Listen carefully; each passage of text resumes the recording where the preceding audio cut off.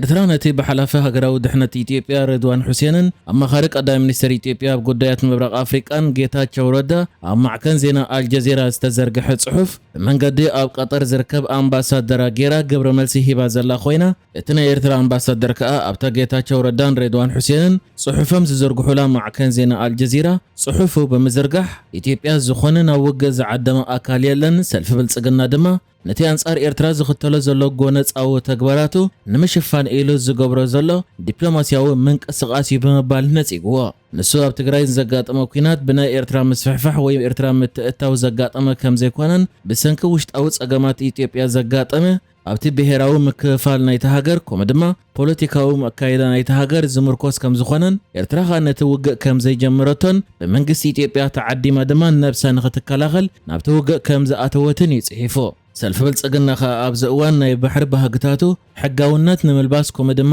ግዳይ ኮይነ ንምቕራብ መንግስቲ ዝድግፎም ማሕወር የንቀሳቕስ ኣሎ እዚኦም ከዓ ተመራመርቲ ናይ ሚድያ አካላት ከምኡ ድማ ናይ ባህልን አካዳሚያውን መምሃራን ዜጋታት ከምኡ ድማ ናይ ወጻኢ ተንተንቲ ከይተረፈ መወይሎ ጸረ ኤርትራ ዝኾነ መርገጺታት ይዝርግሓሎ እዚ ከዓ ነቲ መግዛእታዊ ዶባት ናይ ቀርና አፍሪቃ ኣብ ምልክት ሕቶ ንምእታው ዝግበር ዘሎ ጻዕርታት እዩ ብምባል ኤርትራ ንኢትዮጵያ ናብ ውግእ ትዕድማ ከም ዘየላን ልኡላውነት ኣሕሊፋ ከም ዘይትህብን በሰልፊ ብልጽግና ከዓ አንጻራ ዝቐንዐ ተጻባኢ ጎስጓስ ይግበር ኣሎ ኢሉ ኮሚሽን ሃገራዊ መመኻሪ ኢትዮጵያ ብ15 ሐምለ ዝጀምር ሃገራዊ ዋዕላ ንምዝታይ ዝኽእሉ 8 ጉጅለ አጀንዳታት ብወግዒ ፈልዩ ከም ዘሎ ኣፍሊጡ ካብዞም አጀንዳታት እቶም ቀንዲ ኣካታዕቲ ዝኾኑ አንቀጽ 39 ማለት መሰር ርእሰ ውሳነ ክሳብ ምግንጻል ከምኡውን ጉዳይ አዲስ አበባን ኦሮሚያን ከምኡውን ቅርጽ ስርዓተ መንግስቲ ብቐዳምነት ተሰሪዖም ከም ዝርከቡ ተገሊጹ ዋና ኮሚሽነር ፕሮፌሰር መስፍን አርአያ ብሩብዕ ኣብ ዝተኻየደ ስነ ስርዓት ምግላጽ አጀንዳታት ከም ዝሓበሮ እዞም 8 ሃገራዊ አጀንዳታት ኣብ ዝሓለፉ ዓመታት ብደረጃ ሃገር ኣብ ዝካየደ ኣኼባታትን ካልእ መንገድታትን ካብ ዝተኣከቡ ሓሳባት ዝተለለዩ እዮም ኢሉ እቲ ኮሚሽነር ከም ዘብርሆ እቲ ቀዳማይ አጀንዳ ህንጸት ሃገር ዝብል ኮይኑ ኣብ ትሕቲኡ መንነትን ዋንነት ሃገርን ከምኡ ድማ ሓበራዊ መንነትን ክብርታትን ዝብሉ ንኡሳን ቴማታት ተኻቲቶም ከም ዘለዉ እውን ገሊጹሎ ብተወሳኺ ምምሕያሽ ቅዋም ምርጫ ኣማራጺ ፖለቲካዊ ስርዓትን ከምኡውን ቅዋማዊ ኩነታት ብሄራትን ብሄረሰባትን መንነትን ቋንቋን ኣብ ዝወዕላ ብዕምቆት ክዝተየሎም ኢሉ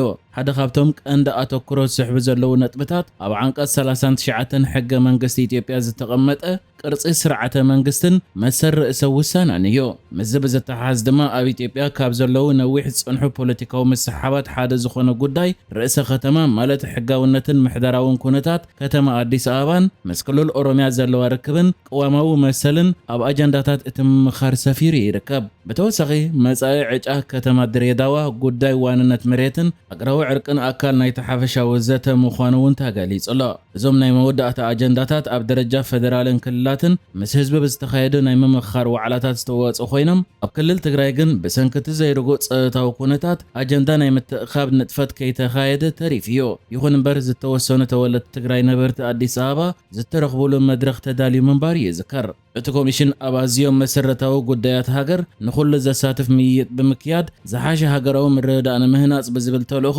ቅድሚ ኣስታት 4 ዓመት ዝተመስረተ ሃገራዊ ትካል እዩ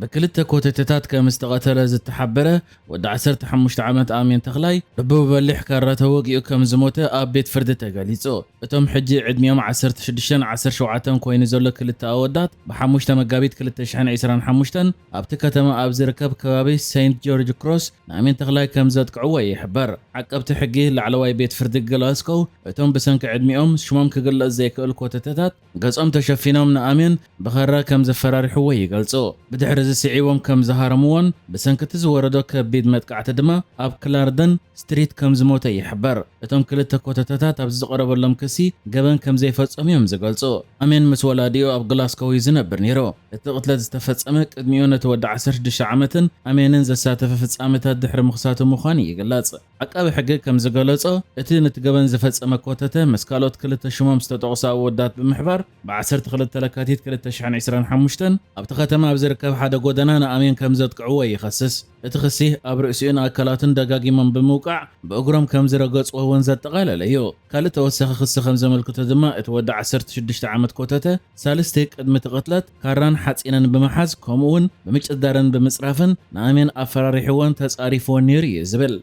بتوسخي اتودع 16 عامت تخصاصي فتحين مزنبع فتين زبل كسون قريب الله نتتخدينو زنبره سبورتاو سره اب سفرا اتاخلت نايت بيت كريستيان كمز دربيون دمز ملك كدانون ناب كتما چارين كروس وسيدو كمز اليون يحبر ازد ما فتحي نمتلال كمز نبره يتغليص زلا اتمن اسينا تخراون كمز اطفو يغلاص اتخص كمز ملكتو از كله زتغبرن خيفلط كيسرن كس كي قربولن كاب تستفصم قتلت نمهدامنين يرتباهيلو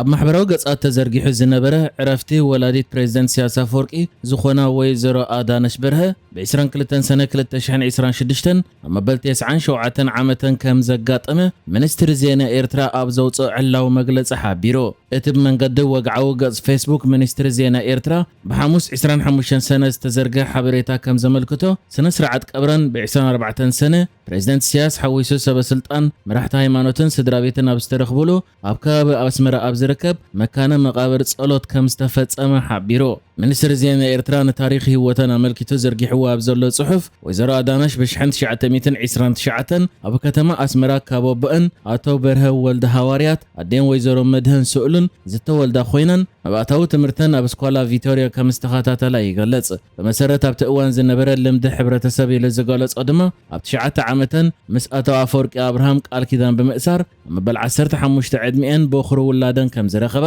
ኣብ ናይ 42 ዓመታት ሓዳረን ድማ 14 ውሉዳት ዘፍረያ ኮይነን 9 ካብ ደቀን ኣብ ዕጥቃዊ ቃልስን ናጽነት ኤርትራ ከም ዝተጸንበሩን ክልተ ድማ ኣብቲ ኩናት ከም ዝተሰውኡን ገሊጹሎ ብተወሳኺ ንሰን ብሰንክቲ ደቀን ኣብ ዕጥቃዊ ቃልሲ ዝነበሮም ተሳትፎ ብኡ ዝመጸን ጸቕጥታትን ኣብ ኣስመራ ብሰላም ክነብራ በዘይምኽኣልን ብ1978 ኣብቲ እዋን እቲ ብስትራቴጂካዊ መዝላቕ ዝፍለጥ ሰውረ ኤርትራ ካብ ኣፍ ደገ ኣስመራ ሓዊስካ ካብ ዝበዝሓ ከተማታት ኤርትራ ናብ ሳሕል ኣብ ዝተደፍኡሉ እዋን ሜዳ ኣቢለን ናብ ኣሜሪካ ከም ዝተሰደዳ ወንገል ይጽሎ ኤርትራ ናጽነታ ምስ ረኸበት ድማ ናብ ኤርትራ ዝተመልሳ ክኾናን ከለዋ በዓል ቤተን ኣቶ ኣፈወርቂ ኣብርሃም ብ1993 ከም ዝዓረፉ ክሳብ ዕለተ ሞተን ድማ ኣብ ኣስመራ ክነብራ ከም ጸንሓውን ሚኒስትሪ ዜና ኤርትራ ኣውፂዎ ኣብ ዘሎ ወግዓዊ ሓበሬታ የረድእ نحجز تدالو الزيناتات ازينيرو بكالك ساب نرغب سلام نعخم